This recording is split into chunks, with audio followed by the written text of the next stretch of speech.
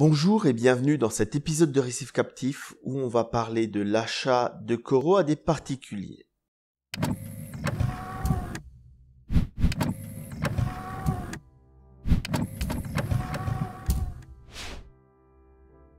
Cet épisode est un petit peu une histoire, on peut très bien l'écouter sans regarder l'image.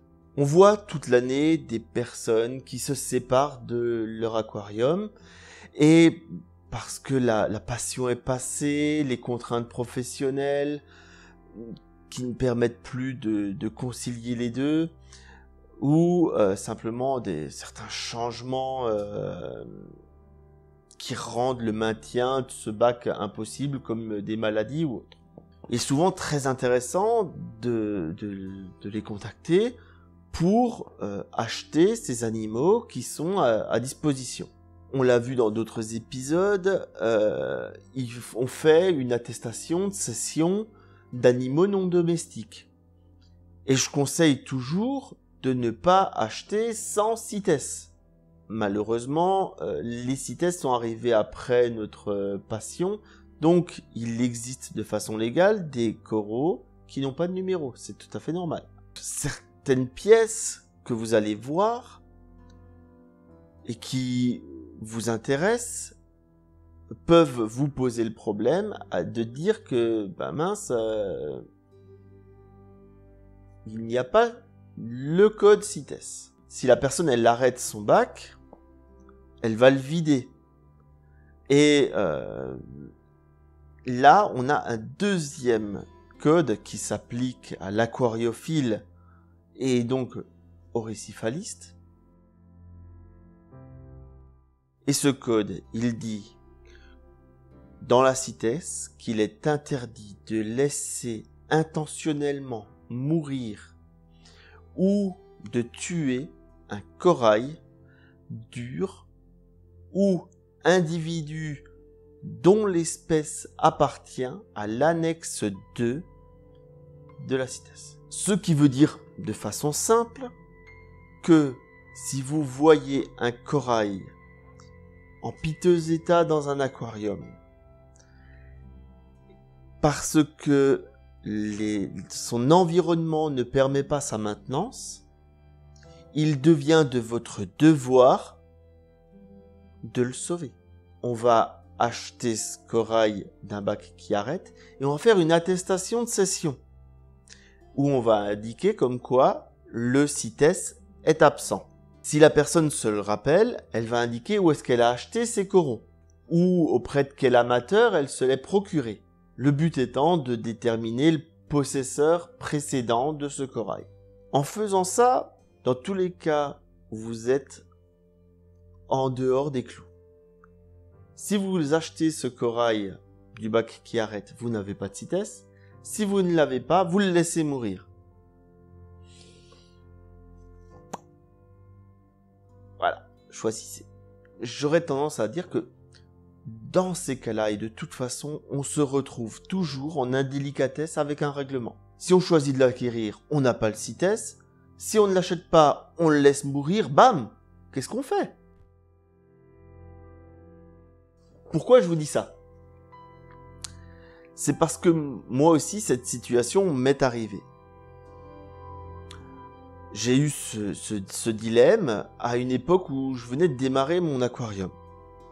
J'étais mal informé sur cet aspect légal encore. Et donc, j'ai pris une décision. Au final, c'est la bonne, en mon âme et conscience.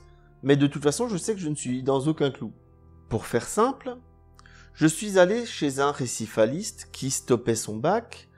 Et j'avais dans l'objectif de lui acheter des détrivores. Car je venais de démarrer le mien. Il avait une belle collection d'escargots et ça allait être mes premiers détrivores. Une fois chez lui, je regarde le bac et il n'y restait, pour ainsi dire, presque rien. Il avait vendu l'éclairage, les poissons, les pierres vivantes.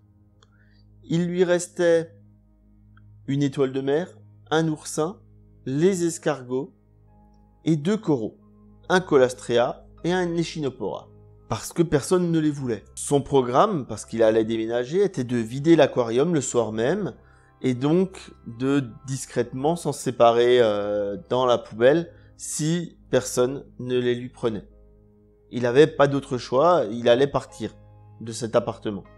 J'ai donc pris la décision d'acquérir ces 2 coraux ainsi que tout le reste du vivant, alors qu'il était prévu uniquement à la base que j'achète les escargots. Pour information, l'ensemble de ces animaux sont toujours encore dans mon bac aujourd'hui. Si je ne l'avais pas fait, j'aurais participé à la mort d'animaux protégés, ce qui est puni, répréhensible en théorie. En le faisant, je n'ai pas de CITES, ni même attestation de cession, parce qu'à l'époque je ne savais pas que ça existait, d'ailleurs ça n'existait pas. Il m'a donné le nom de la boutique où il a acheté ces coraux, mais je n'ai pas de facture. On se retrouve donc face à une question philosophique. Est-ce que je préfère sauver un animal sans avoir ses papiers CITES, ou est-ce que je le laisse mourir parce qu'il n'en a pas? J'ai la capacité de l'héberger, de le sauver, mais je le laisse parce qu'il n'en a pas. Demain, si dans la rue vous croisez quelqu'un qui est en piteux état, est-ce que vous lui demandez s'il a ses papiers avant de le sauver? Avant de faire un massage cardiaque à une personne en arrêt, vous lui dites hey, t'es un immigré, t'as pas de papiers, ou t'es un Français? Ou un Européen? Non, on fait ce qu'il y a à faire. Et dans ce cas-là, c'est pareil, à mon sens. Le moment venu, à chacun de faire son choix en son âme et conscience. Si vous souhaitez acquérir ou vous débarrasser d'un corail et que vous n'avez pas le CITES, vous rédigez le bon de cession en double exemplaire, une que vous gardez, une que vous donnez, et dessus, vous marquez la description des espèces, son statut juridique, et ensuite, au moment du numéro CITES, vous marquez c'est pas moi, c'est lui. Plus sérieusement, vous marquez que le certificat CITES est inconnu et que le corail a été obtenu ici ou là. Pour la provenance, c'est si vous vous souvenez, mais sérieusement, il faut le faire.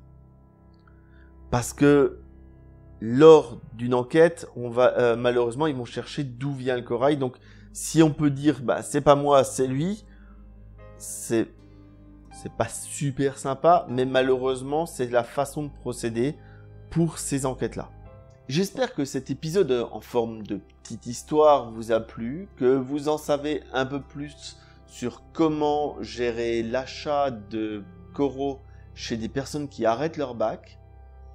Je vous dis à bientôt pour de nouveaux épisodes de Récifs Captifs, et d'ici là, prenez soin de vos aquariums.